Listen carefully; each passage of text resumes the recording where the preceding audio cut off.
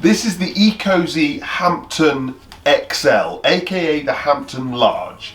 And relative to today's crazy pricing, this is the lowest price stove I've ever tested. Hi, I'm Gabriel. My family have always done stoves. We've had the biggest stove companies and the smallest. I've been the warehouseman, the delivery boy, the fitter, the salesman, the managing director, and now I'm... Stove glove retailer? Yeah.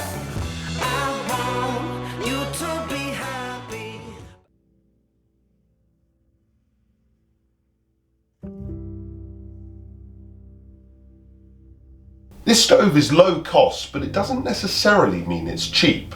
The strange thing about E-Cosy is that rather than having a dealer network of shops, they sell direct, which means that the stove will go through less hands and is therefore cheaper. But because of this, I really wanted to sort of pore over the thing and try and find out whether it was cheap. But it's got steel body, cast iron door, it's made in a very normal, standard way. It'll be imported, which will lower cost, but it's the only thing I found was the baffle, rather than being sort of dropping into place inside. As you can see here, it's bolted into place. Now that may have been done to save cost, and it's certainly a little more fiddly for a chimney sweep or whatever, but it is actually retained in a very particular way in 3 separate pieces to stop it from seizing. So even that I don't think is really an issue. The models are obviously completely focused on wood, so there's no grate, there's no ash pan, and they also come with a glove and some very nice handle designs. Now these are extra, but obviously as standard you've got it like this sort of shiny metal, but they do it in brass, and they do it in this sort of, I'm not even sure what this is, whether it's stainless steel, but it looks very, very smart. I think this one's our favourite, isn't it? Yeah. Yeah. It also has direct air, and to be fair, it looks great. Let's light it. This is a wood only stove, so there's no grate or ash pan. That sort of, you'd ordinarily expect to make lighting the stove a little bit trickier, because you've got no grate for the air to come up through. But this one is nice and easy.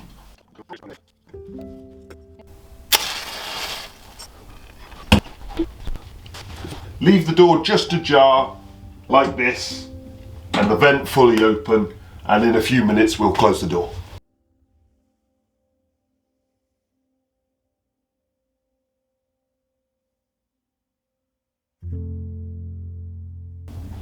That was quick, up to temperature in less than 10 minutes, so yeah, no struggles.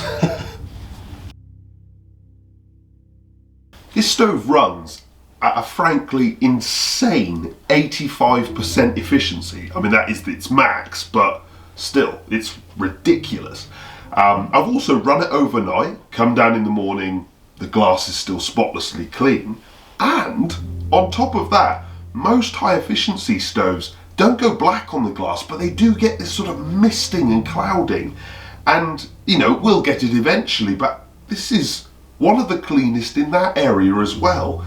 This, as far as cleanness is concerned, I'm just shocked I'm saying it, because it's a cheap stove, but it's like a 9 or a 10. It's full marks. You may have noticed we've now got a shop, and things like our matches for sale on it, and stove baskets and or log baskets and stove fans and that sort of thing. If you go on our new website, which can be found through the links on YouTube, you'll also find written versions of our reviews on our blogs. There's a little puff that comes out when you're reloading. Obviously I don't need to reload it right now, but to be fair, it's behaving really well. E-Cosy were really keen on making a stove that's high efficiency but isn't smoking out into the room every time you open it, so I think they've done a good job there. Obviously the handle, I can touch, even though this stove is ferociously hot. So that's a good point. I've spoken to lots of people about these stoves. They have said that the handle is really the only weak point that they've found, in that, you know, occasionally they've got to return to a job and fix a handle. But of all the things, that's pretty minor. I was really prodding people for information, because the price of these is insane. The main air control is a sort of pull all the way out to fully open it, and then if you watch this, it's really controllable, does exactly what it's told, and you get these sort of wobbling, floating flames. It's really excellent. It comes with, well, a glove and a brush, which I understand to be about brushing off ash, particularly when the stove is new and the paint is curing, because if you start rubbing it, you'll damage the paint during that curing process. But I did think it was quite funny when I found a 2-inch brush in there. I've never had that before.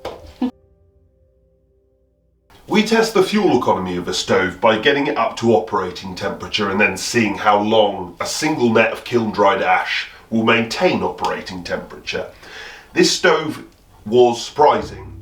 We're talking sort of 10 hours on a net of logs, which is very high performing.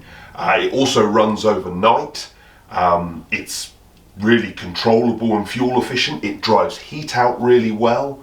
I don't think it's a stove for sort of constant use, but its capability and general economy is 9 out of 10. This stove is more capable than its price implies. It's not perfect, but it's capable. It's even capable of more serious use and ran overnight as well. But if you're planning to use it for evenings and weekends, if you've got an Airbnb or a let property, I really think it's a fantastic buy. It's obviously a ridiculously low price for what it is. It performed really highly in all the tests. It's really clean, it's efficient, it looks smart, it's tough, it's made from steel, so it's going to be reliable, and it's got a huge piece of glass. I'm genuinely bowled over by this stove. I think it's fantastic for the money.